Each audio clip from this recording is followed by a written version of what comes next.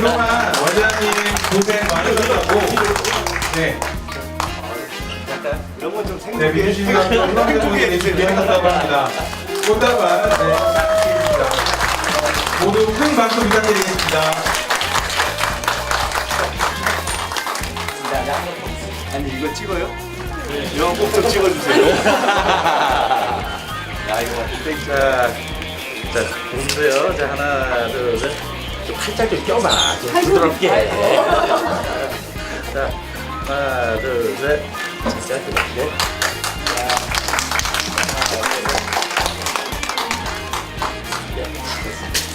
뜨거운 박수 부탁드리겠습니다. 네, 마지막 강연. 네. 반갑습니다. 그 전 민주연구원장으로 소개되니까 왜 이렇게 좋은지. 야, 이게 제가 지금 연구원장 마지막 퇴임하고 일주일 됐거든요. 우리 양정철 원장이 오시기 전에 뭐 한 달, 두 달 꽤 준비 기간이 있었기 때문에 둘이 가끔 문자를 하면서 제가 중간에 이 좋아하는 게 너무 역력히 드러나는지 우리 양 원장이 너무 그렇게 그만두는 걸 좋아하면 자기가 안 오는 수가 있다고 그러기도 하고 제가 늘 너 고생 좀 해봐라 그랬는데 진짜 그 일주일 만에 처음 당사 오는데요. 아주 이게 참 자유롭네요. 제가 왜 그런가 생각을 해봤더니 연구원장 임기가 2년인데 2년을 딱 맞춰서 그런 것도 있지만 생각을 해보니까 제가 다시 정치권에 돌아와서 온 것이 대선을 앞두고서 통합하면서 그때 이제 추미애 대표 때 통합을 하면서 돌아와서 특보단장을 맡고 대선 기획단장을 맡고 대선 상황본부장을 맡고 대선 끝나고 바로 다음에 연구원장을 맡고 이렇게 했는데 3년 반을 당직을 했더라고요. 최고회의에 그것도 말하는 당직이 아니고 말하는 사람들 옆에 앉아 있는 당직. 야, 이거 죽어요. 진짜 꼼짝 않고 앉아가지고 말 한마디도 안 하고 앉아 있는 당직을 3년 반을 해서 뭐 마이크라는 거는 끝날 때 퇴임 앞두고 기자간담회 하면서 잡고 야, 그건 거의 살이 나옵니다. 살이. 3년 반을 했는데 대선 때 생각해 보니까 하루에 한 3시간씩 자고 이랬던 것 같아요. 한 3, 4개월을. 그 3년 반을 진짜 이렇게 지내고 나서 요 며칠 오랜만에 아침 회의에 참석을 안 하니까 아주 자유롭고 좋습니다. 근데 이게 또 지역을 한다고 오랜만에 나가니까 거기도 또 일찍 일어나서 나가서 뭐 우린 놀러 가는 것도 아니고 놀러 가는 사람들 인사하러 가야 되고 아주 괴롭습니다. 그러니까 반갑습니다. 오늘 여러분 이렇게 뵙게 되니까 반갑고요. 그 6차 저로서는 참 의미가 있네요. 지난번에 시작할 때 말씀드렸지만 6차에 걸친 시민학교는 일종의 민주시민학교로서도 그렇고 연구원으로서도 그렇고 저로서도 특별한 의미가 있는 실험이었습니다. 그리고 이제 6차를 마무리하면서 시즌 1을 마치게 됐는데 전혀 제 의도와는 별개로 땜빵이라는 형식으로 원래 이거 대표가 하기로 하실 거거든요. 마지막 강좌를 이해찬 대표께서 하셔야 되는데 이해찬 대표가 이런 걸 좀 별로 안 좋아하세요. 그래서 전혀 제 예정이나 계획이 없이 땜빵으로 이렇게 또 마지막 강의를 하게 되니까 이것은 하늘의 뜻인가 보다 이렇게 생각을 하고 아주 감사하게 생각을 합니다. 그 오늘 제 주제가 마지막이 우선 이번에 괜찮았죠?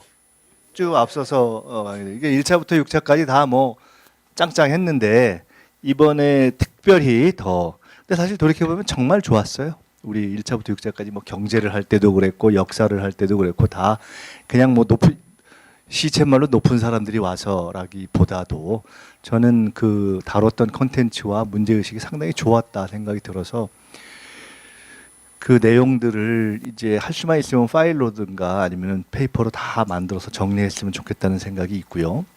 오늘 이제 그 시즌 1을 마무리하는 일종의 대단원의 막을 제가 여러분과 함께 하게 된 것을 다시 한번 영광이고 감사하게 생각하고 오늘의 주제는 그러면 그런 역사를 가지고 그런 컨텐츠를 가지고 오늘 현재 이러한 정책을 이렇게 펼쳐가고 있는 더불어민주당의 비전은 뭐냐 하는 이야기를 여러분과 나누는 것이 주제입니다. 그 사실 저 그림은 이 PPT를 제가 기존에는 아주 소소하게 이 세세하게 PPT에 어떤 그림이 들어갔으면 좋겠다 이렇게 이야기를 하는데 이번에는 그렇지 않고 사진이라든가 그래프 쓰는 것을 우리가 큰 스토리 라인만 정하고서 맡겼는데 제가 이걸 보면서 백년정당 더불어민주당의 비전을 얘기하는 사진에 청년 김대중의 사진이 담겨 있다는 것이 참 시사하는 바가 많다라고 생각을 했습니다. 노무현 대통령의 10주기가 이번 주에 이제 있지 않습니까? 그리고 5.18을 광주에서 기념 행사가 있었죠. 그리고 문재인 대통령께서 그 기념사를 하면서 울컥하셨고, 그리고 최근에 드러나고 있는 참으로 오래된 어떻게 30년이 지났는데 30년이 뭡니까? 40여 년이 다 돼가는데 아직도 우리에게 밝혀지지 않은 이 대명천지에 그래도 언필칭 민주국가에 밝혀지지 않은 진실이 있는가 너무나 경이스러운 놀라운 경이라는 표현을 쓰기에 적당치 않은 경악스러운 그런 상황인데 그런 것이 펼쳐지는 가운데 김대중이라는 정치인과 연관이 있다는 것 때문에 더 고통을 받은 그러한 광주와 관련된 이러한 어찌 보면 제가 오늘 아침에 교회를 갔는데 제가 울컥한 대목이 있었어요. 5월이 가정의 달이잖아요. 전 한 번도 그걸 생각을 못 해봤는데 목사님은 뭐라고 말씀하시냐면 가정에 대해서 설교를 하면서 가정이라는 이야기를 우리가 하면서 그 가정이라는 말이 부담스러울 수도 있는 사람들이 있기 때문에 내가 이 설교를 하는데 못 받아들이는 사람이 있다면 미안하다. 아마도 그때 그 교회 목사님께서 염두에 두셨던 것은 가령 이혼을 했거나 아니면 부모님 중에 누가 돌아가셨거나 가족 중에 누가 먼저 세상을 떴거나 하는 경우를 생각하셔서 아마 가정의 달에 이런 이야기를 하는 것이 참 마음에 걸린다라는 것이셨을 것 같아요. 근데 저는 그 얘기를 듣는 순간 한 번도 연상시키고 생각해보지 못했던 것들이 연상이 됐었습니다. 그냥 우리가 늘 5월을 맞이하는데 특별히 가정의 달이라고 자신을 제외한 온 국민이 그것을 기념하는 그 달 내내 얼마나 더 고통스러울까. 어버이날이 지나가고 어린이날이 지나가고 할 때 진짜 그 울컥하더라고요. 그런 5월을 우리가 이렇게 지내고 있는 거 아닙니까? 근데 어쨌든 이 5월에 우리는 이 시기에 참 어떻게 보면 잔인하면서도 이 참 꽃 같은 5월에 김대중, 노무현, 문재인 우리의 정치 지도자들을 다 등장한 그런 일주를 이렇게 보내는 거잖아요. 근데 그러면서 제가 드는 생각 중에 하나는 과거에 우리가 민주당의 역사를 이야기하면서 그런 얘기를 했지만 1945년 이후에 해방 공간을 거치고 1955년에 만들어졌던 당시의 민주당은 오늘 현재의 민주당과 똑같다고 보기는 어렵죠. 민주당은 제가 말씀드렸듯이 민주당은 첫째 진화해 왔다. 이념적으로 진화해 왔고 민주당은 그 속에서 끊임없이 가장 처음에 꼭 진보적이진 않았지만 대중과 함께하면서 진보적이 된 그런 지도자들을 배출해 왔다. 그리고 세 번째로는 민주당은 당원 중심으로 발전해 왔다. 민주당의 역사를 압축해서 세 가지의 교훈을 우리가 뽑아본다면 그런 것 아니겠는가라는 저의 의견을 말씀드렸는데 그런 1955년부터 지금 60년이 넘는 이 역사 가운데 영어로 얘기하면 소위 아키텍트 가끔 그런 얘기를 해요. 어떤 조직이나 어떤 것을 그야말로 설계하고 정초시킨 사람 하나를 뽑는다면 어쩔 수 없이 우리는 김대중이라는 인물을 만나게 될 겁니다. 노무현 대통령께서 그런 이야기를 한 적이 있어요. 대통령이 된 이후에 내가 정치를 하면서 진보를 위해서 끊임없이 노력하면서 공부하고 대통령이 되어 여러 가지 정책을 쓰려고 했는데 모든 사안을 부딪히면서 모든 사안을 연구하면 결국 마지막에 김대중이 다 해놨더라. 거의 대부분의 영역을 연구를 해놨더라. 이건 노 대통령이 누구한테 나가서 폼 잡고 얘기한 게 아니라 자기의 진정을 그냥 이렇게 메모해 놓은 얘기였어요. 실제로 김대중이라는 사람이 청년 정치인으로 시작해서 얼마 전에 아주 재미난 얘기를 했는데 김대중 대통령이 젊었을 때는 백구도 신고 다녔다는 거거든요. 멋을 엄청나게 부리고 담배 이렇게 시가도 하고 술도 좋아하시고 우리랑 비슷한 그런 사람이었어요. 어떻게 보면 마치 노무현이라는 정치인이 운동하는 후배들 젊은이들 만나면서 변화한 것처럼 김대중이라는 정치인도 돈 벌고 사업하고 이랬던 분이잖아요. 그러면서 진화를 해가는 거잖아요. 고통받고. 그런데 그 김대중이 10년, 20년, 30년 정도 이렇게 해서 야당 총재로 거의 직업이 야당 총재이면서 10년, 20년 버틴 그 30년 동안 딱 틀이 잡힌 당이 사실은 더불어민주당이죠. 그 위에 우리는 노무현이 등장하고 이제 문재인이 등장하고 있는데 그런 점에서 저는 참 의미가 있다. 그리고 지금 돌이켜 봐도 지금으로부터 무려 50년 전인 1970년에 4대국 안전보장, 그다음에 뭐 예비군 철폐 상상하기 어려운 거잖아요. 어찌 보면 지금 우리가 한반도의 문제를 풀어가는 데 있어서 사실 솔직히 우리가 미국이 조금 뭐라고 하면 주춤하잖아요. 자기 검열을 하지 않습니까? 여러분도 그렇고 우리도 그렇고 자기 검열을 하잖아요. 대한민국의 더불어민주당의 정치인들 대부분이 자기 검열을 할 겁니다. 근데 50년 전에 저렇게 주장할 수 있었다는 것은 쉽지 않은 겁니다. 어마어마한 용기와 진보성을 가지고 있는 정치인이기 때문에 저는 앞으로 끊임없이 제가 오늘 그 생각을 했기 때문에 이 말씀을 좀 더 길게 드리는데 5월을 지내면 제가 늘 아쉬웠던 것 중에 하나가 우리가 마치 우리가 어릴 때 4.19 세대는 너무 먼 세대였던 것처럼 노무현 문재인 대통령 우리에게 조금 더 가까이 있었지만 김대중은 이미 옛날 할아버지야. 거의 단군 할아버지 시절. 그러다 보니 그에 대한 추모나 그를 문화적으로 오늘에 되살리는 거나 이런 것이 좀 아쉽다. 너무 부족하다. 그런 생각이 들어서 내가 다시 원내에 들어가면 우리가 정말 김대중 대통령과 관련된 우리의 스터디, 문화적인 접근 이런 것들도 좀 현재 문재인 대통령, 노무현 대통령 못지않게 살려보는 일을 조금 하는 것이 필요하겠다. 어쩌면 저는 그것이 우리 당의 지지 기반과 역사를 보다 더 온전하게 해서 정말 안정적인 연속 집권으로 가는데 굉장히 필요한 작업이 아닐까라는 생각을 해봅니다. 조금 사족이 길었는데요. 이것이 오늘 더불어민주당 100년의 비전을 이야기하는 강의의 주제 뭐라고 할까요? 또는 제목입니다. 제가 준비해 온 게 없기 때문에 뭐 현상을 걸 수는 없고 저걸 가지고 오늘 저 강연의 제목을 뭐 제목이라고 그러고 주제라고 그러고 맞출 수 있는 분이 있으면 제가 선물은 알아서 알아서들 여기 혹시 동문회장 뽑으셨어요? 있으면 자체적으로 하시고 맞춰보세요. 경제 그리고 문화. 굉장히 건조해요. 또 다른 분이 한번 맞춰보세요. 노래 제목 같아요. 노래방 가서 하시고. 네. 연구 많이 하셨어요. 조금 더 이렇게 제목답게 조금 짧게 뭐 만들어 보세요. 네.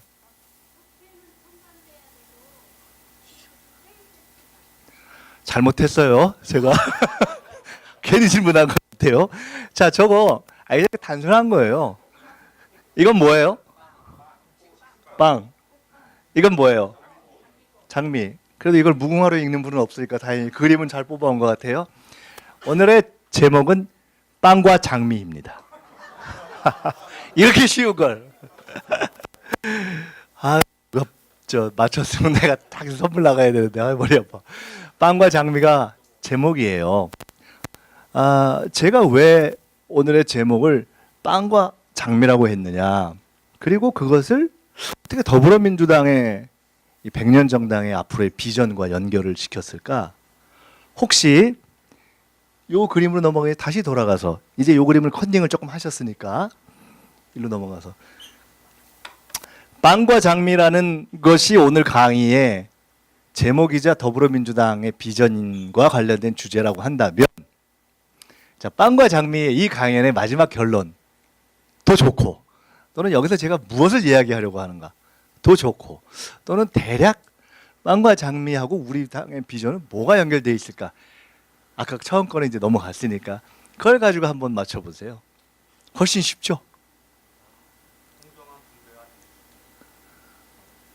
공정한 분배와 민주주의. 네. 가보자고요. 예. 이게 아까부터 계속 틀린 분들이 계속 다시 얘기하고 있어요. 어떻게 해보려고. 만회해보려고. 근데 그게 만회가 잘 안 되더라고. 혹시 빵과, 네, 경제와 문화. 빵과 장미에 대해서 들어보신 적은 있나요? 인터넷에 이럴 때는 보통들은 이렇게 우리가 딴 데 가면 안 보는 척 하면서 인터넷을 찾습니다, 보통. 빵과 장미를 쳐봐요. 그럼 뭐가 나와요. 근데 우리 시민학교의 이 학생들은 아주 자신감 있게 찾아보지도 않고 창의적으로. 자, 빵과 장미라는 것은 일정한 역사적인 이 맥락이 있는 이야기입니다. 오늘 제 말씀은 원래는 미국의 어떤 여성운동가 헬렌 토드인가요? 제가 이름을 정확히 기억하지는 못하는데 하여간 그렇게 해서 이렇게 나온 이야기지만 실제로는 1912년에 있었던 나중에는 빵과 장미 스트라이크, 빵과 장미 시위라고 불리는 한 3만 명 이상이 모였다고 해요. 이 그림에 나와 있어요. 이렇게 해석이 돼 있어요. 노동운동의 역사를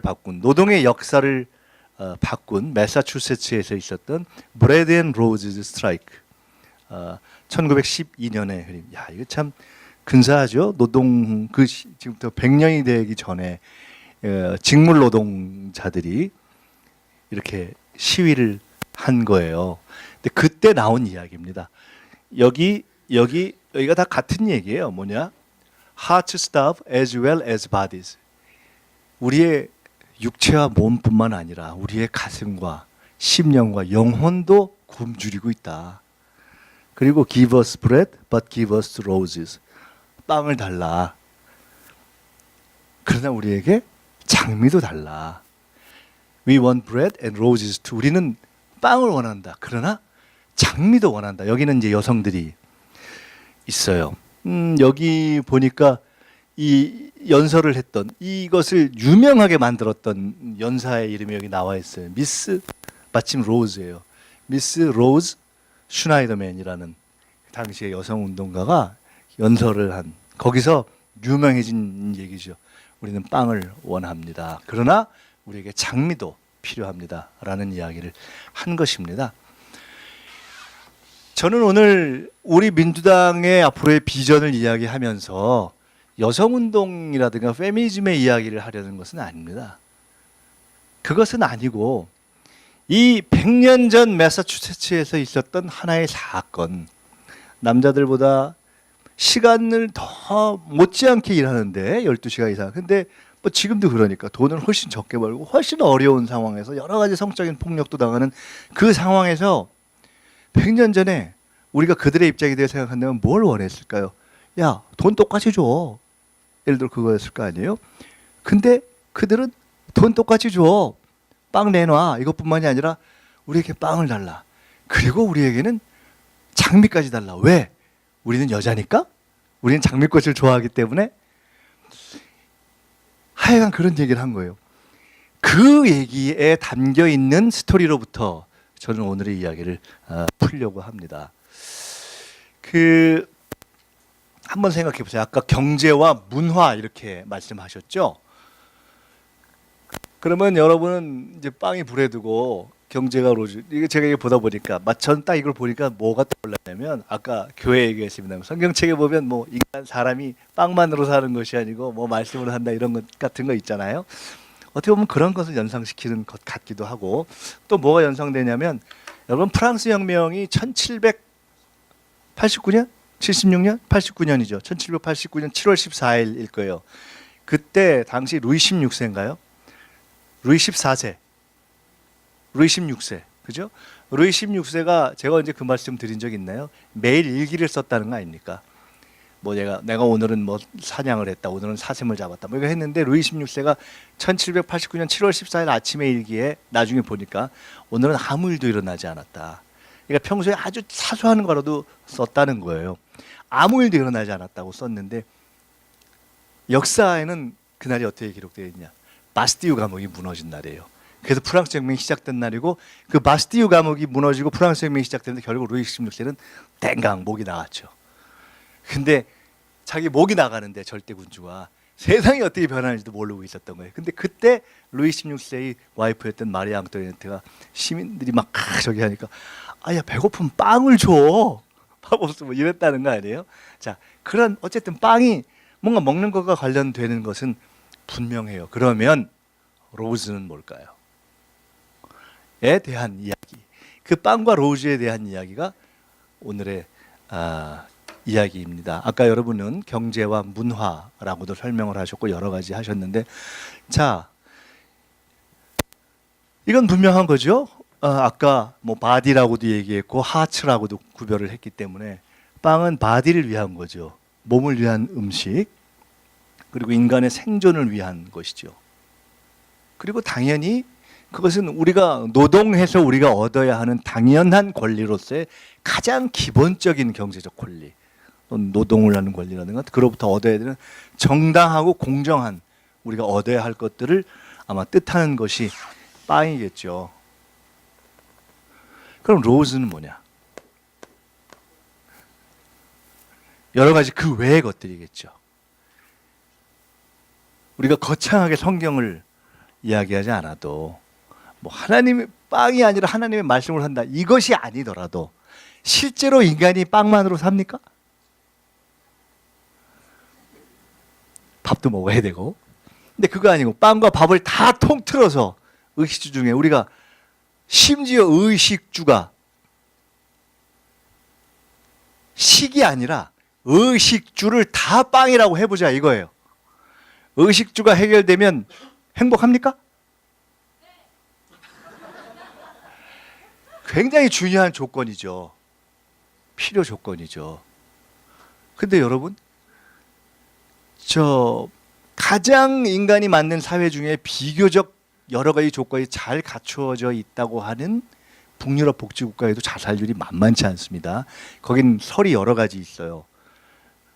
너무 이렇게 해서 이게 뭐 좀 에너제틱하지 않아서, 다이나믹하지 않아서 이게 자살한다 소리도 있고, 날씨가 우울해서 자살한다 소리도 있고, 설이 여러 개 있으나 어쨌거나 의식주 또는 빵 이것만으로 사람이 행복해지지 않는다는 것은 우리는 우리의 경험을 통해서 많이 보게 되죠. 이게 이런 얘기를 예로 들어서 굉장히 미안하기도 하고 가슴이 아픈데, 제가 최근에 참 이 사람이 산다는 게 뭔가 하는 것을 생각해 보는 계기가 된 거 하나가, 최근에 그 젊은 연예인들 줄줄이 이렇게 구속되는 거 보면서, 야, 참 이게 인생이라는 게 너무 한편 딱한 거예요. 저 친구들 앞으로 어떡하지? 2020인데 10년, 20년, 30년, 40년, 50년, 60년이 남았는데 저걸 앞으로 어떻게 극복하지? 제가 들어갔다 나와서 어떻게 저걸 과연 극복될 수 있을까? 너무 안타까운 거예요. 근데 얼마나 부러울 것 없었겠어요. 다 가졌잖아요. 정말 다 가졌잖아요. 돈과 명예와 이성과 쾌락과 다 가졌는데 그게 막 포만해 버리니까 더 가고 한 거다가 그냥 나락으로 지금 가고 있는 거잖아요. 그럼에도 불구하고 한편으로 저는 저들에게 언젠가 스스로가 완전히 이렇게 되바뀌면서 다시 일어설 수 있는 그런, 그래도 인간적으로는 있어야지 기회가, 우리가 막 돌을 던지지만은 그런 안타까움이 있는데, 어쨌든 그걸 보면서 저 스스로를 돌이키면서도 그렇고, 야, 이 인간이 진짜 사는 게 뭐냐 이런 생각을 해보게 되거든요. 인간은 결국 우리가 의식주만으로, 빵만으로 사는 게 아니잖아요. 아까 제가 5월 얘기를 했지만 우리가 가끔 그런 얘기 합니다. 여러분 다 해보셨지만 저도 학교 다닐 때 데모하면 그런 얘기 많이 들었어요. 야, 이 자식들이 먹고 사는 게 배가 등 따시고 배불러가지고 하라는 공부는 안 하고 나와서 데모한다고. 근데 내가 먹고 사는 것만 만족하게 되면 남들이 광주에서 그냥 갑자기 아무것도 모르겠다가 총칼로 찔려 죽고 그래도 아무 상관없이 사는 것이 행복한 건가요? 아니잖아요. 그렇죠? 인간이 내 개인뿐만 아니라 공동체로서 나를 행복하지 못하게 하는 것들이 얼마나 많습니까? 세월호가 저렇게 넘어지고 광주에서 저렇게 가고, 더구나 그것이 몇십 년 전의 일인데 그것이 밝혀지지 않았다는 것이 누군가의 입을 통해서 얘기를 듣는 것만 해도 막 가슴이 아프잖아요. 행복하지 않잖아요.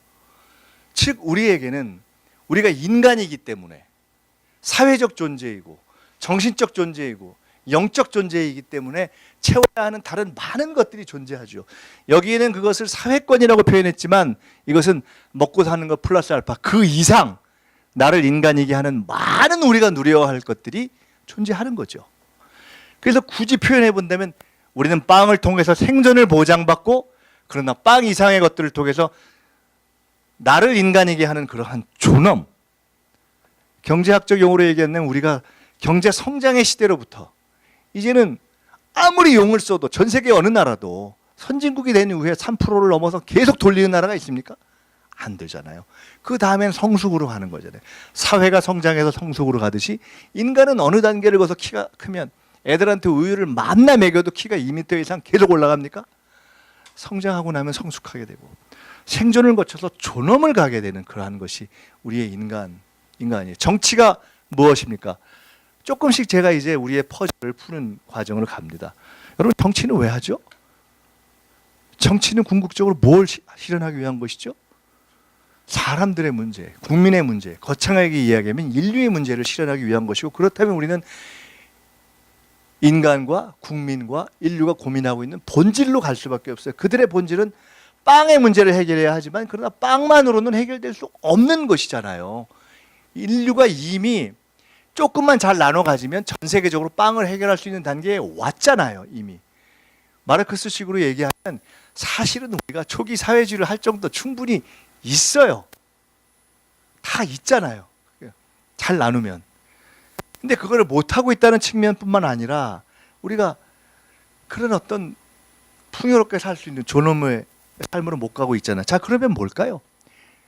정치가 원하는 것, 우리가 가는 것은 어쩌면 여러분이 6차에 걸친 공부를 통해서 또 우리 당의 국회의원과 당 대표와 대통령이 끊임없이 고민하는 것은 어떻게 하면 온 국민에게 빵도 주고 장미도 주지? 이거 아닐까요? 그래서 제가 여기서 여러분께 질문 드립니다. 자, 그 질문이 과연 우리가 정치를 하는 사람으로서 더 나아가서 우리가 한 인간으로서 또는 한 부모로서 내가 애들을 키울 때 야 공부해라 너 그래야 판사검 되고 검사된다. 나중에 해피하지 않게 되는 경우가 많이 있잖아요. 그죠? 그러니까 뭐라 해요? 먼저 사람이 되라. 저는 솔직히 요새 황교안 씨를 보면 먼저 사람이 되라. 이 얘기를 하고 싶어요. 근데 이러면 또 지난번에 관종 어쩌고 해가지고 한번 때렸더니 야 여기서 내가 공개적으로는 얘기 안 하려고. 근데 이게 정말 참 보고 있으면 말이 안 되죠. 자, 세지 말고 이렇게 해서 우리가 그런 정치적 고민을 한다면 적어도 그냥 우리가 바른 생활이나 도덕 차원에서 고민하는 사람들을 뛰어넘잖아요. 여기 있는 분들은. 내가 앞으로 정치를 해보고 싶다는 분들도 있고 또는 지방의원을 하고 있거나 하실 분들도 있고 적어도 당원을 하더라도 내가 좀 있는 당원이 되겠다. 좀 의식 있는 당원이 되겠다면 이제 우리의 고민은 뭐냐면 적어도 우리는 정당, 즉 정당은 권력을 실현하기 위한 집단이고 권력 의지를 가져야 되는데 그냥 나 잘 먹고 잘 살기 위한 권력으로서가 아니라 우리가 정책과 비전을 가지고 그것을 실현하기 위해서 권력이라는 수단이 요구되는 집단이기 때문에 그러면 우리의 고민은 오케이, 과연 정치나 정당과 정책이라는 것 또는 국가라는 것은 국민들에게 빵과 장미를 모두에게 줄 수 있을까? 그런 세상이 일단 가능하긴 한가? 그 질문을 한번 해볼 수 있죠. 여기서 한번 여쭤봅니다. 첫째, 주관식으로 하면 너무 어려울 수 있으니까. 우리는 모든 국민에게 그들이 원하는 빵과 장미를 줄 수 있다. 둘째, 그건 이상주의다. 사회주의가 결국 가다가 안 된 것처럼 빵과 장미를 주자는 건 우리의 노력이고 마치 정치인 노무현이 어떤 깃발을 들고 쭉 갔지만 되진 않았지만 그러나 그가 그걸 위해서 처절하게 투쟁한 것만으로도 역사에 남고 우리의 감동을 주는 것처럼 정치라는 것이 그냥 노력하는 것만으로 의미가 있다. 그러나 빵과 장미를 모두에게 준다는 것은 현실 가능한 일은 일단 아니다. 여기서 조금 더 나아가서 세 번째 뭐 한다면 조금 더 유식하게 얘기한다면 예를 들어 그 1번과 2번이 다 일리가 있다. 우리가 볼 때 안 틀리고 싶으면 일단 이렇게 얘기하잖아요. 일리가 있다. 그런데 특히나 정치에 있어서 진보라고 하는 사람들이 틀리는 문제 하나가 뭘 너무나 해주려고 해서 문제다. 뭔 수로 빵과 장미 원하는 걸 다 해줄 건데 이 사람이 저 도넛을 원하는지 뭐 아침에 먹는 빵 뭐예요 그거? 막 이렇게 된 거. 네? 뭐 토스트도 있고 뭐 페스츄리도 있고 뭐 이것저것 있잖아요. 뭐 이거 뭐 단팥빵도 있고 그걸 원하는지 장미도 이 사람은 주로 뭐 음악을 하면 행복한 사람인지 뭘 하면 행복한 사람인지 뭐 명상을 하면 행복한 사람인지 뭔 수로 아냐. 그러니까 하여간 그런 환경 정도 만드는 것이 지 완전히 이걸 보장한다는 것은 이건 불가능하다. 우리가 예를 들어 복지를 얘기하면서도 현실적으로 행정 비용 얘기도 나왔잖아요. 자 그런 거. 그다음 네 번째는 뭐 모르겠다. 그런 것까지. 여러분은 대략 어떠한 의견이십니까? 여러분은 정치를 한다면 어떠한 입장에서 정치를 하겠습니까? 이게 가능하다고 본다. 그리고 나는 어떤 또 가능하다고 보면 당연히 가능한 이유와 방법이 있어야 되잖아. 난 이렇게 생각한다. 나는 그런 쪽인지 비교적 이상주의자의 쪽인지 아니면 이건 원칙론은 아니고 노력하는 것이다. 그러나 처절하게 노력하는 정말 시지프의 신화에 있는 것 같은 그런 것인지 아니면 좀 유식하게 이거는 방향은 그렇게 하되 현실적으로는 하여간 시장의 방법에 맡기는 것이 좋다. 뭐 이런 쪽인지 여러 가지 있을 수 있잖아요. 아까 계속 질문하신 분들 빼고 어떤 입장일 것 같아요?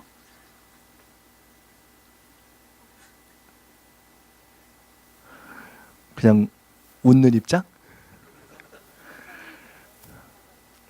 뭐는 가능하다? 그 빵과 장미를 모두 제공할 수 있다고 생각해요. 빵과 장미를 모두 제공할 수 있다. 혹시 방법도 알고 있으면 가르쳐 줄래요? 내가 그 방법도 알고 있다 그러면은 우리 당 다음번 무슨 저 당대표 선거나 최고위 선거 때 나온다 그러면 운동하려고 그랬어요. 자, 생각을 해봅시다. 이 문제에 대해서 계속 생각을 하면서 한번 끝까지 가봅시다. 자, 그래서 또 다른 이야기를 한번 가보죠. 우리는 그런 문제를 고민해 온 거예요. 고민해 온 거예요. 적어도 우리 당이 자유롭다는 것을 이름 앞에 붙여놓은 당과 다른 것은 그 문제를 진지하게 고민해 온 당이죠. 그리고 그 진지한 고민을 가장 현실적인 영역에서 이렇게 집중해서 풀어보려고 했던 지도자가 아까 처음에 우리가 한참 얘기했던 김대중이죠. 하나의 예를 그래서 시작합니다. 김대중의 시절에 우리는 여러 가지 복지국가의 정책 가운데 현재 우리의 모습을 이렇게 기틀을 잡은 것 중에 중요한 중에 하나인 최저생계비, 전 국민의 최저생계비를 보장하자라는 것과 관련된 것으로서 기초생활보장법을 시작을 했어요. 이게 아마 제가 1996년에 국회의원을 했거든요. 제가 처음 국회의원 나온 게 몇 살인 줄 아세요? 28. 그로부터 몇 년 지났는지 아세요? 28년. 제가 요새 오랜만에 지역에 가서 오랜만에 만나는 할머니나 아저씨들 만나고서 처음 시작할 때 제가 28에 시작한 거 아시죠? 그리고 제가 28에 나와서 28년 지났어요. 여러분 뭐 별로 특별한 얘기도 아닌데 28이 두 번 나오니까 막 좋아하더라고. 근데 그러니까 제가 은퇴할 때가 됐다고 하는 거예요. 15대 국회의원이란 말이에요, 제가. 우리 당에 15대 자가 들고 시작한 사람은 이제 많이 남지 않았어요. 정세균, 추미애 이런 분들이 저랑 같이 시작한 군벌이 같아요. 그들이 국회의원을 한 1996년에 3년 차 되던 때 소위 DJP 연합이라는 것을 통해서 국회의 과반수를 어렵게 보수 세력과의 연합을 통해서 만들었던 그 시절에 우리는 많은 개혁을 했습니다. 전교조 합법화, 민노총 합법화, 최초의 남북 정상회담, 그리고 기초생활보장법 등 3년 차에 가장 어려웠던 사람들 그때 150만을 시작해서 저 뒤에 있는 93만 원이었나요? 저 때 4인 가족 기준으로 해서 93만 원을 보장한 것으로서 시작을 했어요. 굉장히 중요한 제도죠. 돌이켜보면 김대중 대통령 때 참 정말 일들을 많이 했고 실험을 많이 했습니다. 의학분업 같은 경우도 지금 생각해봐도 어마어마한 저항과 갈등이 있었는데 정착이 됐죠. 참 개혁이라는 것은 어려운 거예요. 자, 그런데 기초생활보장법의 핵심 컨셉 중에 하나는 최저생계비를 보장하는 거죠. 최저생계비. 아까 우리가 처음 시작했던 것에 비추어 본다면 빵 중에 굶어 죽지 않게 하는 기본 빵, 기초빵, 내가 꼭 먹어야 되는 빵, 그렇죠? 자, 근데 최저생계비라는 게 여러분 요새 우리가 최저임금 얘기하지만 최저임금이 어느 정도 돼야 되느냐, 사람마다 다른 거 아니에요. 많이 좋은 많이일수록 좋은 거 그런 거 아니에요? 그러면 우리는 한번 정의, 이른바 데피니션을 한번 봅시다. 최저생계비가 아까 4인 가족 기준으로 1999년에 93만 원으로 시작을 해서 우리가 쭉 왔고 오늘 현재는 102만 원.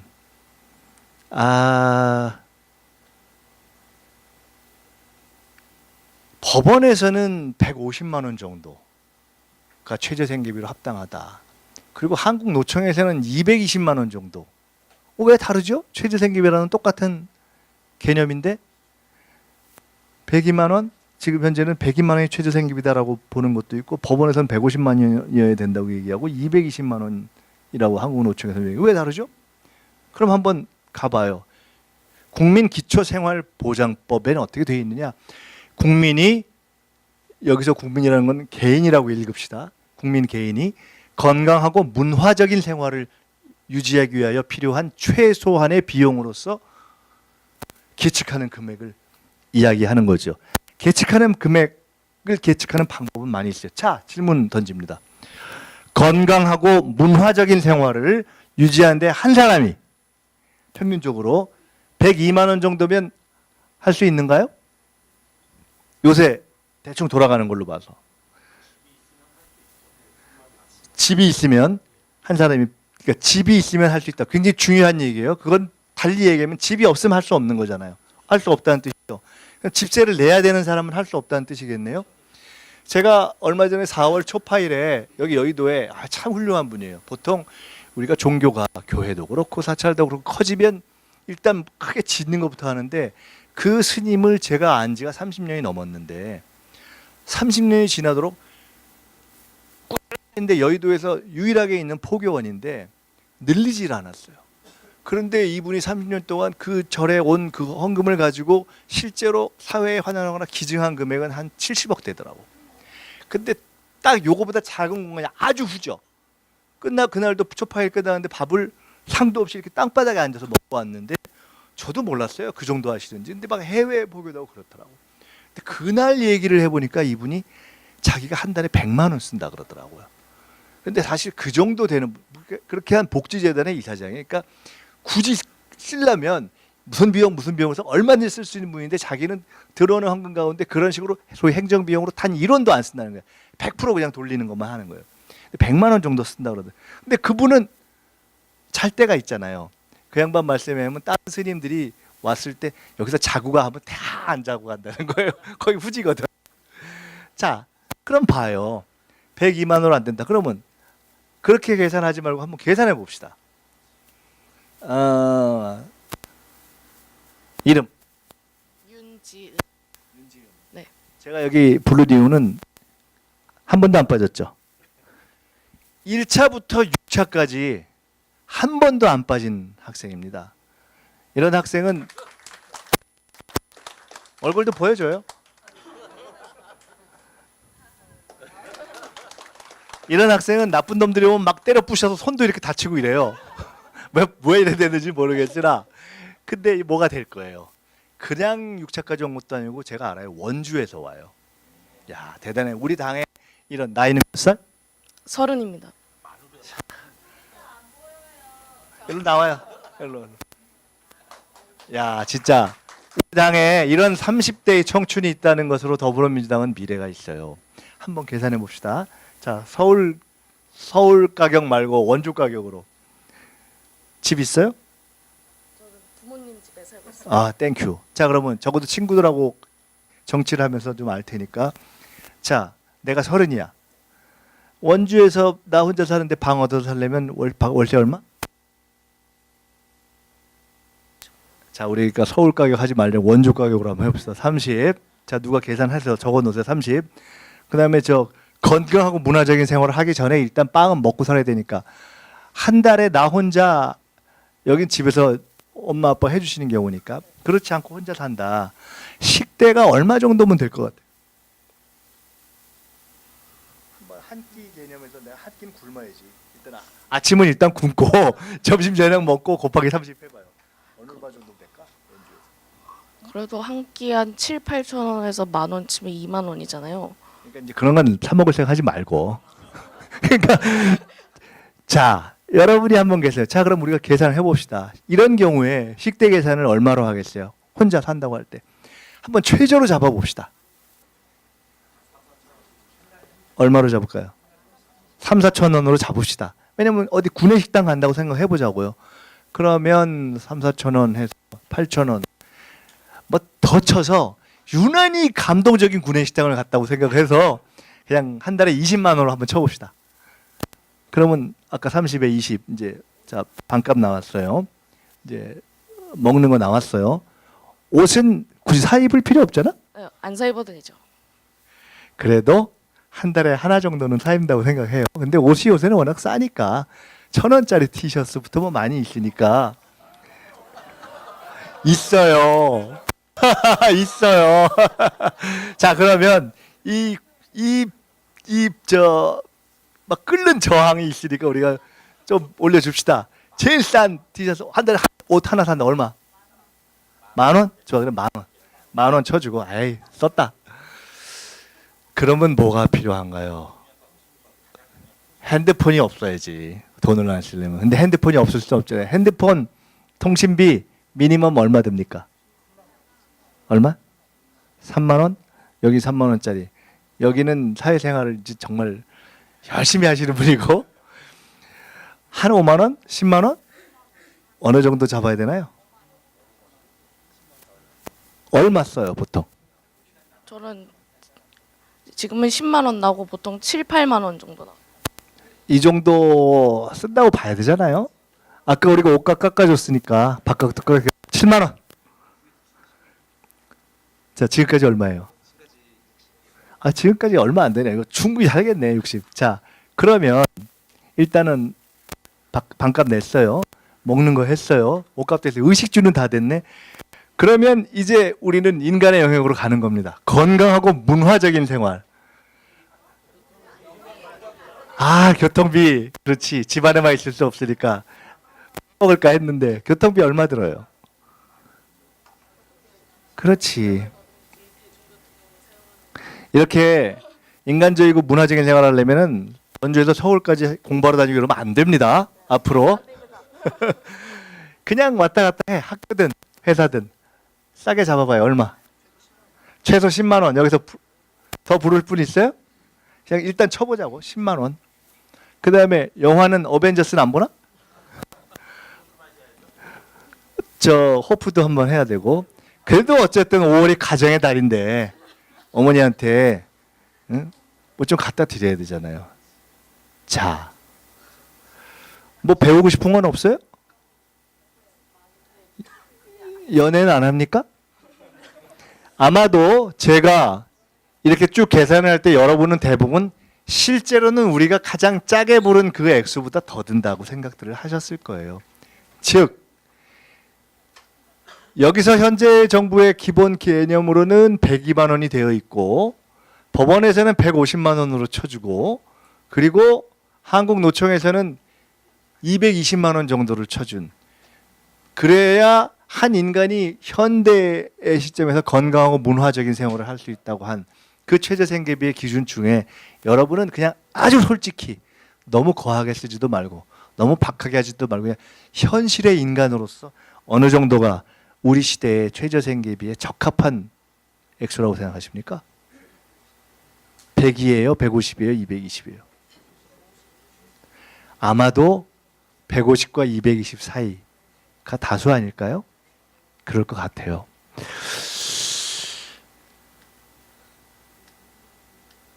얘는 왜 안 가죠? 놀랬나 봐요. 계산하다가.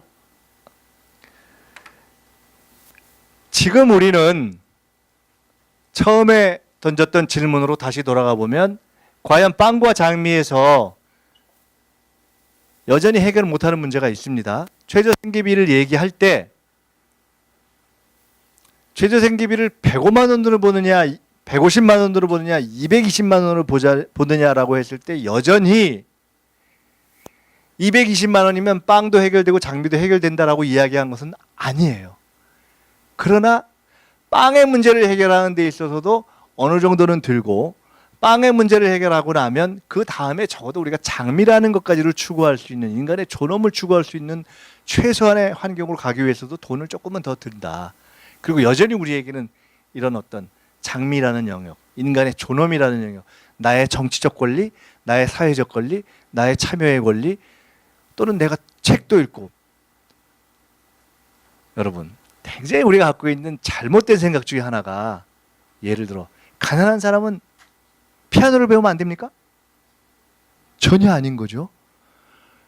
가난한 청년은 연애를 하면서 장미를 선물하면 안 됩니까? 하고 싶은 거죠. 저는 어릴 때 연애를 할 때 연애를 하면 왜 그렇게 꽃을 선물하고 싶은지 그런 마음이 들지요. 그럼요. 그런 거 아니겠어요? 인간이라는 게 그런 마음이 들잖아요. 이 대목에서 우리는 김대중과 노무현을 거쳐 이제 오늘 이 시점에 더불어민주당의 최고 지도자 그리고 더불어민주당이 만들어낸 정부가 고민하고 있는 주제로 넘어갑니다. 지금 우리 정부는 뭘 지향하고 있는가? 지금 더불어민주당은 어떤 국가를 만들려고 하는가? 더불어민주당의 비전을 한마디로 이야기하면 뭔가? 그것이 이것이죠. 다 함께 잘 사는 포용국가.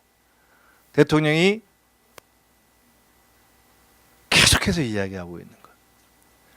제가 그만두기 전에 민주연구원에서 작년 9월부터 올해까지 민주연구원이 사실은 우리 당의 연구원이 장기 과제를 집단적으로 연구한 적이 경험이 많지 않습니다. 우리가 역량도 딸리고 사람도 많지 않고 그렇게 할 수 있는 여유가 없어요. 시간이. 우리는 막 단타를 쳐야 되는 조직이기 때문에. 근데 제가 가장 열심히 하는 사람들을 여럿을 이렇게 묶어서 지속적으로 연구한 것이 포용국가론입니다. 최근에 일정한 성과를 가지고 있고 제가 연구원장을 그만둬도 계속해서 이것은 당에서 포용국가 관련한 일을 하겠다고 해서 지금 아마도 그 관련한 일을 하게 될 것 같습니다. 왜냐하면 과거 김대중 대통령 때는 우리가 옛날에 반독재 투쟁 그럼 끝이었죠. 김대중 대통령이 국민의 정부 때 민주주의와 시장경제, 노 대통령 때는 뭐 자치분권과 균형 발전, 사람 사는 세상. 하지만 야 그래 너네 당이 원하는 게 뭔데? 이걸 딱 정리하기가 어려웠잖아요. 민주당이 원하는 게 뭔데? 박정희는 있었잖아요. 잘 살아보세요. 하면 된다. 그걸 학자들은 발전국가라고 표현했던. 근데 그것과 다른 너네의 비전은 뭔데? 그것을 우리는 포용국가라는 것으로 정리를 해가기 시작하고 있는 겁니다. 처음으로 우리 당도 어떠한 사회와 국가를 만들고 싶다 하는 것을 하나의 비전으로 체계화해보고 있는 것이 포용국가예요. 근데 이것은 이제 시작된 작업입니다. 그래서 답이 끝까지 나와 있지는 않아요. 그러니까 여러분께 한번 여쭤봅니다. 포용국가 많이 들어봤죠? 여러분 정도 되면 그래도 우리 당으로 보면 선수들이에요. 공부를 제일 많이 하는 사람들이에요. 근데 아마도 여러분에게 포용국가가 뭡니까? 포용국가를 무엇이라고 생각하십니까? 하고 여쭤보면 아마도 모르긴 몰라도 답이 100가지 이상 다 다르게 나올 거예요. 왜 제가 그렇게 생각하느냐?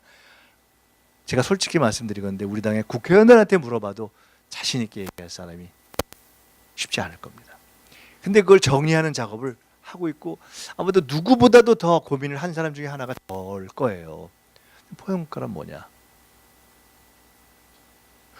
뭘 것 같아요? 한번 본인이 생각하는, 자, 포용국가 많이 들었잖아요. 그 친구들이 물어봤어. 야, 민주당 포용국가 뭐라고 설명할 거야? 잘 사는 사람들뿐만 아니라 정부에서 못 사는 사람까지 다 다듬어가지고 소외계층을 함께 안고 가는 국가 체제를 말하는 것 같습니다. 이 정도 되면 박수를 쳐줘야 돼요. 거의 완벽하게 설명했어요. 잘 사는 사람뿐만 아니라 못 사는 사람도라는 것을 통해서 국민 모두라는 얘기를 했고요. 그 국민 모두라는 얘기를 그냥 국민 모두라고 하지 않고 잘 사는 사람뿐만 아니라 못 사는 사람도 뒤처지지 않게 한다는 이야기를 통해서 뒤처지는 사람이 없게 한다는 그런 방향의 문제를 이야기했고요. 그리고 그렇게 하는 체제를 만들어 주도록 국가가 노력한다는 것을 통해서 그냥 계획이 아니라 국가는 그러한 환경을 만드는 것을 의무로 한다. 야, 꿈보다 해몽이 끝내주게 좋죠. 근데 정말 맞는 말씀을 하신 거예요. 그리고 쉽게 얘기하면 다 함께 잘 사는 나라죠. 저는 포용국가란 결국은 다 함께 잘 사는 나라, 사람다운 세상, 또는 정의가 강물처럼 또 무엇이 들꽃처럼 이렇게 하는 김대중과 노무현과 문재인 그리고 우리 모두가 꿈꿔왔던 것을 하나로 정리해보는 작업이라고 생각을 하는데, 제가 요 며칠 이걸 더 생각해요. 제가 굉장히 우리 연구원의 박사들한테 계속 주문했어요. 포용국가를 정리해봐라. 포용국가의 개념이 뭐냐. 쉽게 설명해보자. 빵과 장미를 놓고 저보고 설명하라고 한다면 저는 다 함께 행복한 나라라고 얘기하고 싶어요. 다 함께 빵의 문제를 해결한 나라뿐만이 아니라 다 함께 빵과 장미의 문제까지 해결한 다 함께 행복한 나라, 헌법에 나와 있는 행복 추구권이 실현된 나라가 우리가 지향하는 포용국가 아니냐라고 저는 생각을 한번 해볼 것 같아요. 그래서 대한민국의 국가 비전이 뭐냐? 혁신적 포용국가 균형 발전, 이런 여러 가지 논의를 통해서 당과 국가와 정부와 청와대와 대통령이 계속 고민을 해가고 있습니다. 이제 만들어가기 시작하고 있어요. 올해가 1919년으로부터 100년이 되는 2019년입니다. 이해가 시작할 때 이해찬 당대표가 이제 우리 새로운 100년이 시작된다 이렇게 말씀하셨죠. 새로운 100년은 그럼 언제 끝나죠? 이제 컨닝 누가 미리 하셨네. 정상적으로 우리가 얘기한다면 1919년에서 100년 2019년, 새로운 100년 2119년이죠. 근데 사실 그게 맞는데 1919년으로 따진 100년의 틀이면 맞는데, 우리가 만약 국민들에게 또는 당원들에게 여러분 이제 100년 지났습니다. 앞으로 100년 안에 우리가 이거 해냅시다. 좀 붕 뜨잖아요. 너무 멀잖아요.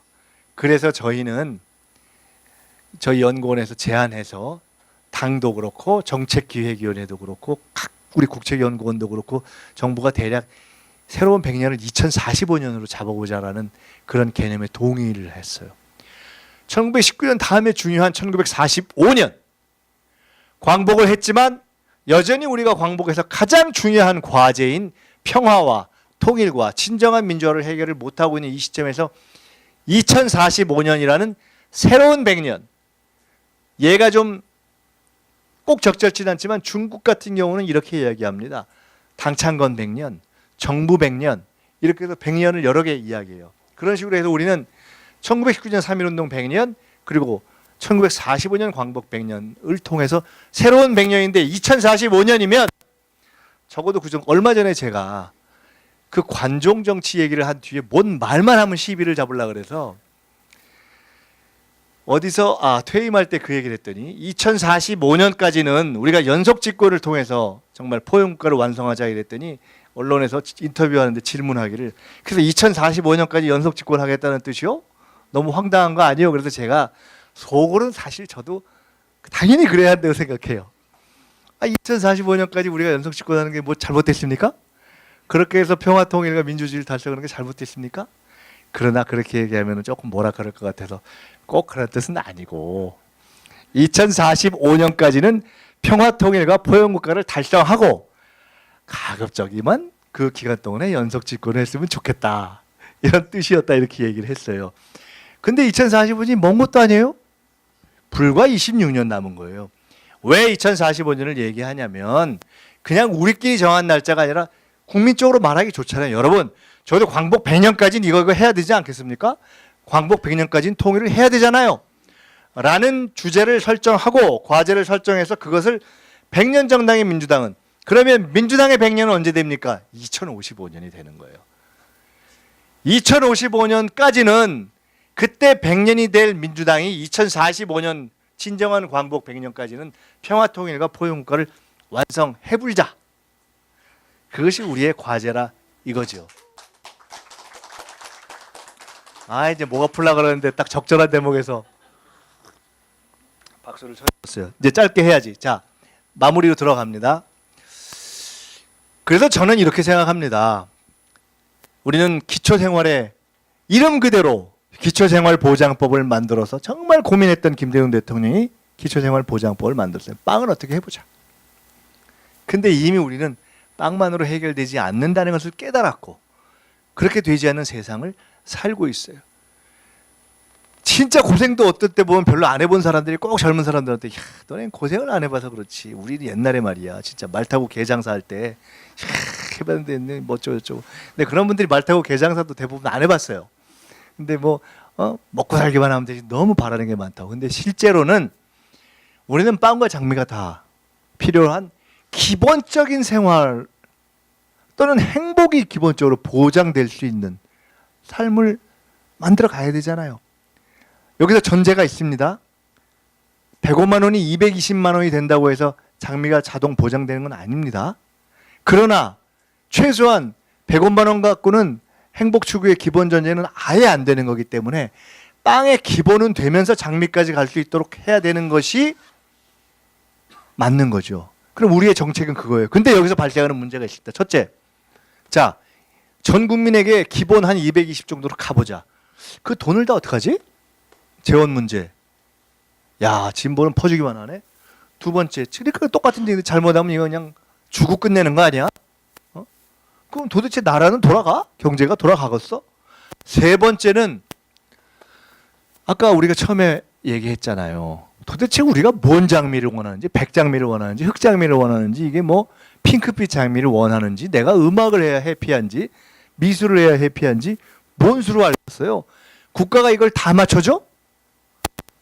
우리에게 앞으로 부과되는 우리의 정책적 도전은 이것입니다.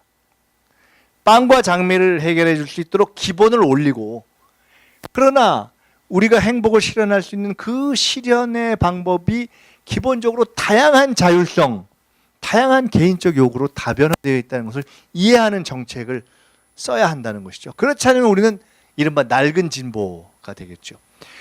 이 점에서 저희 민주연구원과 당이 고민하면서 도달한 결론이 하나가 있어요. 뭐냐면 아주 쉬운 얘기, 우리가 다 아는 얘기. 옛날 얘기 있잖아요. 물고기를 주는 게 아니라 물고기 잡는 법을 가르쳐야 된다. 달리 얘기한다면 다 해주는 것이 아니라 자기가 알아서 빵은 기본이고 빵은 주되 그 다음에 장미는 내가 원하는 장미를 각자 찾을 수 있도록 하는 그 기술 내지는 그 역량을 키워줘야 된다. 이것이 이 시대에 맞는 진보이고 이 시대에 맞는 정치이고 정책인 거지요. 그런 의미에서 각자의 가치에 따라서 삶을 선택하고 발견시키는 넓은 의미의 자유. 사실요, 우리가 어릴 때는 맨날 물어보잖아요. 야, 너 뭐 되고 싶니? 맨날 바뀌잖아요. 우리가 정말 어떤 인간이 돼서 뭘 하면서 어떻게 살고 싶으면 우리가 알아요? 변하잖아요. 그거를 맞춰나가는 과정, 그것이 역량이기도 하죠. 그래서 제가 퇴임하는 날 아침 11시에 이임식을 했는데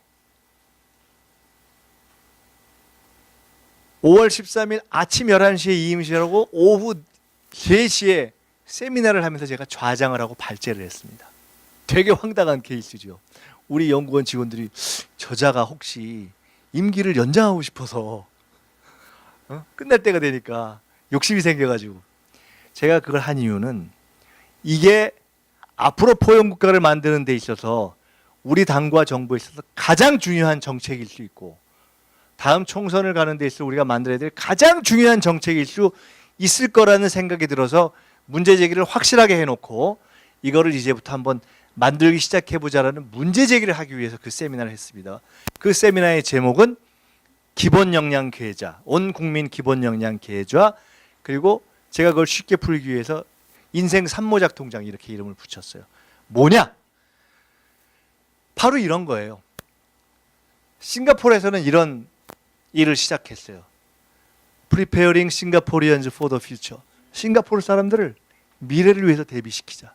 라이프롱 러닝, 평생 동안 학습하게 하고, 그리고 informed career choices. 내가 충분히 알게 되면서 나의 직업을 선택할 수 있게 해주고, 그리고 커리어 디벨롭먼트, 나의 직업에서의 어떤 직장 능력을 발전시켜주고, 그리고 evolving challenges, 도전이 있잖아요. 4차 산업혁명 시대라는 게 뭐예요? 한 번 직업 갖고 안 되잖아요. 학교 때 열나 배워서 기분 좋게 딱 취직하고 그러는데 갑자기 세상이 바뀌어서 없어져 버리잖아요. 끊임없이 변화할 수 있는 그것에 대응할 수 있는 역량을 만들어 주기 위해서 이들은 싱가포르 시민이면 25이 넘었으면 최초에 싱가포르 달러 500달러를 줘서 내가 대학 졸업한 이후에 공부할 수 있게 해주는 걸 주는 거예요.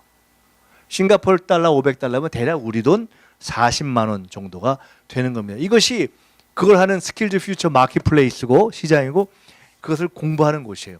이런 시도가 싱가포르 같이 작은 나라가 아니라 이제 변화하는 세상에서 복지라는 것이 변해야 하는구나. 4차 산업혁명 시대의 새로운 형태로 빵과 장미가 제공돼야 되는 거구나라는 것을 고민하면서 어디에서 지금 제일 앞서가고 있느냐? 프랑스입니다. 프랑스가 지금 1인당 맥시멈, 저는 그 통계를 보고도 믿기가 어려워서 지금 다시 확인을 시켜보고 있는데 1인당 3천에서 5천만 원까지 평생. 2004년인가 2005년에는 각자에게 기본 역량, 기본 활동 통장인가를 주고요. 생각해 보세요. 여러분 제일 어려운 게 뭐예요? 내가 직장 다니고 있는데 그 다음을 위해서 뭔가 공부를 해야 된다. 반드시 부딪히는 문제가 뭐죠? 시간이 있어야 되잖아요. 휴가가 필요하잖아요. 휴가권을 주기 시작한 거예요. 그리고 그 두 개를 합쳐서 2015년에는 기본 역량 계좌라는 것을 이 프랑스가 가기 시작했어요. 프랑스가 지금 달려갔고 독일이 조금 가고 싱가포르가 이런 식으로 가고 있거든요.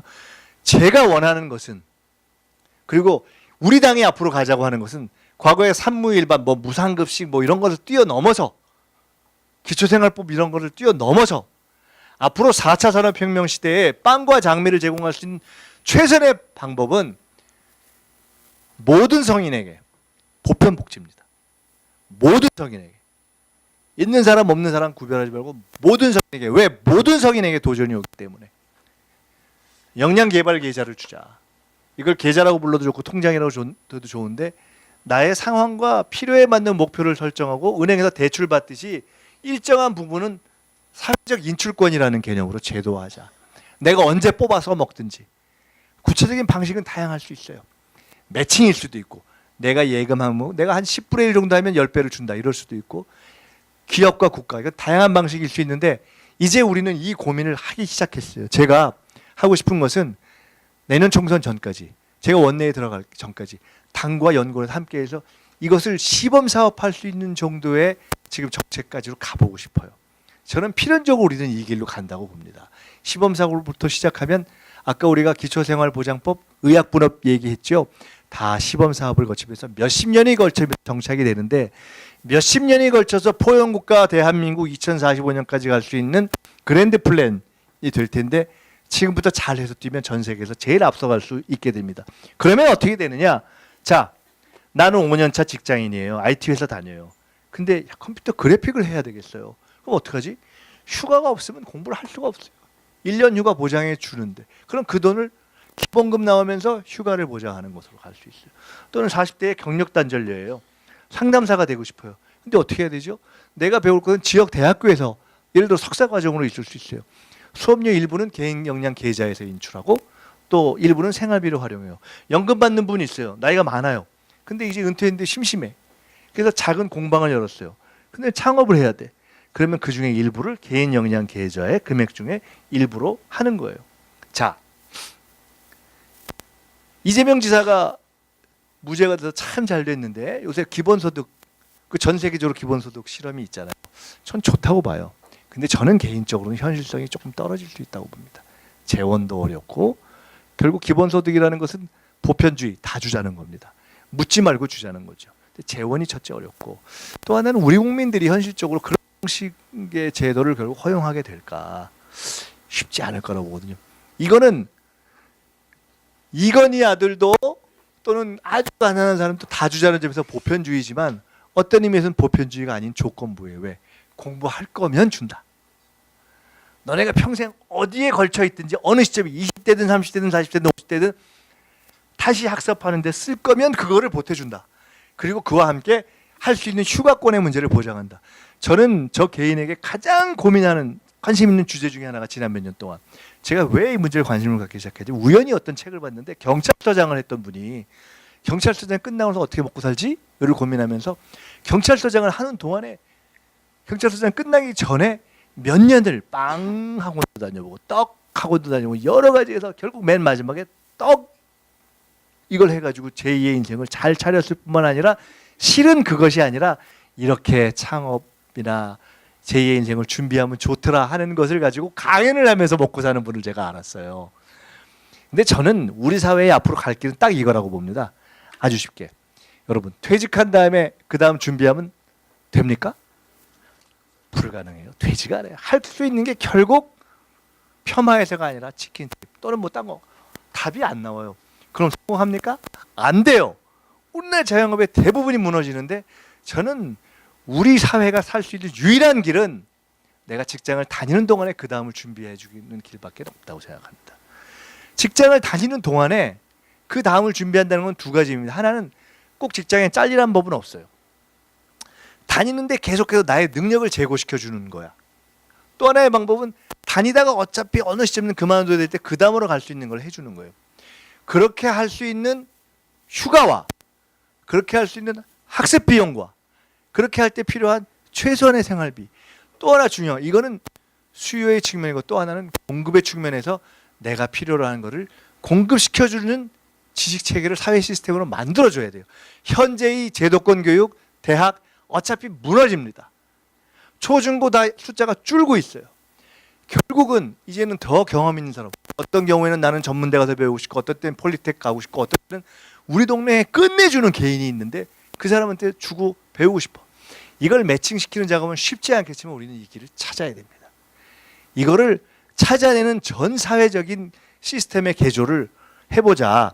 앞으로 우리가 가야 될 길이 많겠지만 저는 가장 중요한 것 중에 하나로서 인생이 이미 이모작을 넘어서 첫 직장, 두 번째 직장, 직장 끝나고 나서 노후에도 해피해야 되기 때문에 그렇게 세 번작을 하든가 아니면 내 직장을 계속 가도 2개, 3개 이상 정도의 역량은 개발해야 되겠다는 의미에서 인생 3무작 통장을 온 국민에게 꼽아주자. 저는 이것이 앞으로 우리 정부가 가야 될 길이라고 생각합니다. 근사해요?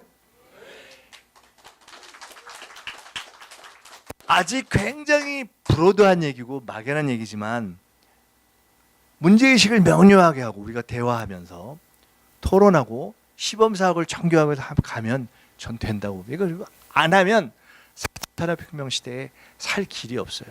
혁신적 포용국가라는 건 뭐냐? 뒤처지는 사람 없도록 모두를 포용하자. 그래야 혁신한다. 모두를 포용 안 하는 나라가 어떻게 혁신할 수 있습니까? 그리고 옛날 방식으로 그냥 갖다가 돈을 주는 게 아니라 혁신하도록 해주자. 그래야 포용된다. 이러한 창조적인 저는 혁신적 포용국가의 정책을 우리가 찾아내자 하는 말씀을 드립니다. 이것은 제 나름의 해석이지만 저는 결국 우리 당이 이런 방향으로 가야 된다고 생각하고 이런 방향으로 함께 노력을 해야 된다고 생각합니다. 다시 처음으로 돌아갑니다. 우리는 빵을 원하지만 그러나 그 못지않게 우리는 장미가 중요하다고 생각하죠. 모든 국민들이 자기가 원하는 빵과 장미를 가지는 사회, 운명처럼 더불어민주당은 아마 이러한 것들을 오늘 우리가 얘기했던 이 수준으로 토론을 안 한 상태에서 이렇게 강령을 만들었습니다. 이미 여러분이 참여해서 전국 대의원 대회를 통해서 우리는 모두에게 균등한 기회를 보장하고 삶의 기본선을 보장하는 것을 기치로 걸고라는 것을 우리의 강령에 넣었습니다. 우리는 그러한 정당입니다. 생존을 넘어서 모든 사람들이 인간으로서의 존엄을 누리는 사회가 혁신적 포용국가의 모습이자 2055년이 돼서 100주년 기념식을 할 때쯤이면 아마 입당 70년 또는 뭐 입당 50년 또는 뭐 입당 몇십 년 정도가 모두 있어요?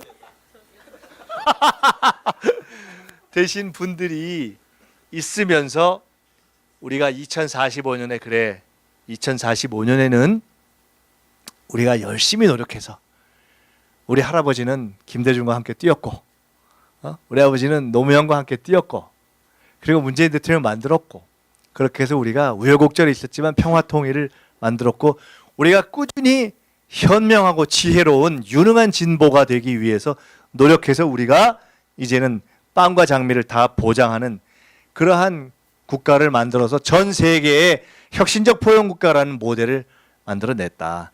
바로 우리가 그 더불어민주당이다. 라는 것을 우리가 이야기할 수 있는 그 날을 그리는 것이 우리의 비전 아니겠느냐 하는 것을 여러분이 2019년 제6차 시즌1을 마무리하는 시점에 우리가 이제 마무리하게 되는 겁니다. 저는 처음 시작할 때 여러분께 말씀드렸지만 공부하는 정치가 최고의 정치다라고 확신합니다. 제가 이거는 확신입니다. 말씀드리잖아요. 김대중과 노무현과 문재인이 자기 동세대의 정치인들 가운데 가장 뛰어난 정치인이 시작할 때는 아니었습니다. 그러나 그들은 가장 뛰어난 정치인이 되었습니다. 그들은 때로는 자기들보다 더 재능이 있는 다른 정치인들과 시작했지만 가장 치열하게 끝까지 공부했기 때문에 가장 위대한 정치인들로 우리 지도자들의 반열에 설 수가 있었습니다. 저는 여러분들 또한 시작은 다른 사람들과 어떨지 모르지만 심지어 미약할 수조차 있지만 여러분의 장에서 끊임없이 공부해서 가장 위대한 당원들로서 모범을 만들어내시기 바라고 그런 점에서 시즌1이 끝나더라도 어떠한 형식과 어떠한 공간과 어떠한 내용으로든 저는 분명히 말씀드릴 것은 저는 더불어민주당에 대한 무한 책임감을 가지고 있는 사람입니다. 저는 욕도 먹어봤고 또 당을 지켜도 봤고 그리고 제가 이 당에 남긴 기여 중에 민주당이라는 깃발을 이제 평생 우리가 쓸 수 있도록 지키는 작업도 해봤고 그리고 이 민주당의 100년의 비전을 만드는 작업만큼은 내가 확실하게 기여하겠다라는 생각을 가지고 있는 사람이고 특히 우리 당원들과 시민들의 교육에 대해서 가장 중요한 일이라고 생각하고 있는 사람이기 때문에 여러분들이 동창회를 만들든 개인으로든 어떻게든 우리가 계속해서 같이 공부할 수 있는 기회를 만들고 함께 해갔으면 좋겠다 하는 말씀을 다시 한번 드리면서요. 여러분 그동안 수고하셨고 이러한 비전을 가진 정당 자유한국당은요. 제가 예언 하나 합니다. 망합니다. 이건 이건 100%입니다. 왜냐하면 우리 역사가 잘 될 것이기 때문에 저 망할 수밖에 없습니다. 저희 용을 쓰는데 결국 내년에 망합니다. 원래 끝나기 전에 시끄러운 겁니다. 그래서 내년에까지 가는 과정이 쉽지 않겠으나 그러나 확실하게 자유한국당을 밟아줘야 됩니다. 밟아주고 역사에서 다시는 3.1운동과 독립투쟁과 민주주의와 광주와 촛불을 짓밟는 자들이 떵떵거릴 수 있는 세상을 우리가 용납해서는 안 된다. 100년 만에 가장 중요한 내년 총선에서 민주당이 승리할 수 있도록 하는데 여러분 모두가 함께 최선을 다해서 우리가 승리하는 그날을 만들고 다시 기분 좋게 만납시다. 고맙습니다.